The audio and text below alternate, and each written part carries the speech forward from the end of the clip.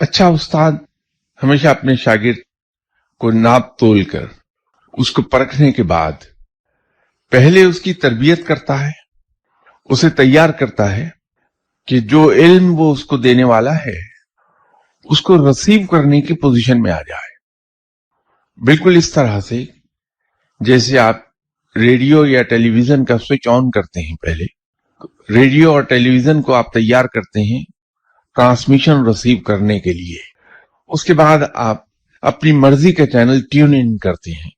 इसी तरह उस्ताद अपने शागिर्द को पहले तैयार करता है वो इल्म रिसीव करने के लिए जो वो उसे देने वाला है।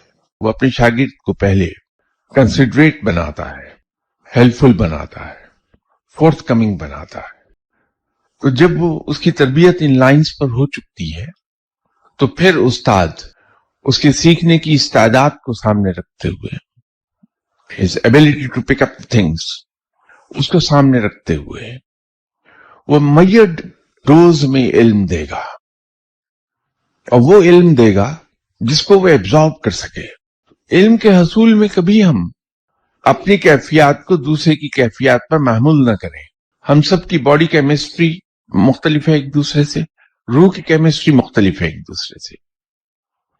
तो जो इल्म हम हासिल करेंगे वो इल्म वो नहीं होगा जो दूसरे आदमी का है, उससे थोड़ा सा मुख्तलिफ होगा। तो मंजिल सबकी हसूल इल्म होगा सारे स्टूडेंट्स का, लेकिन उस्ताद अगर नाप तोल के जांच पड़ताल करके देगा तो हो सकता है कि एक दूसरे से स्लाइटली मुख्तलिफ जिक्र अज़कार हों, उसकी ट्रेनिंग स्लाइटली मुख्तलिफ हो, तो एक दूसरे से हम मुकाबला नहीं कर पाएंगे अपना।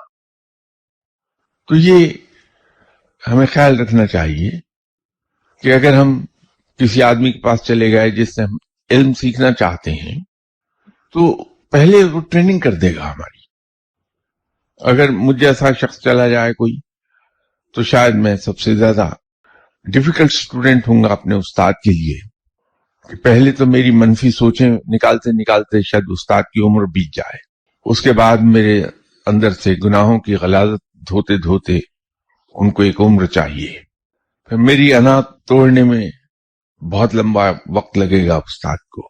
तो इसी के अंदर 60-70 साल गुजर जाएंगे। तो इल्म जब लेने की बारी आएगी तो शायद बुलावा आ जाएगा, लेकिन वो ट्रेनिंग में ज़ाते खुद बहुत वैल्यूएबल हो जाएगी कि फर्दर गुनाहों से बच जाऊंगा मैं।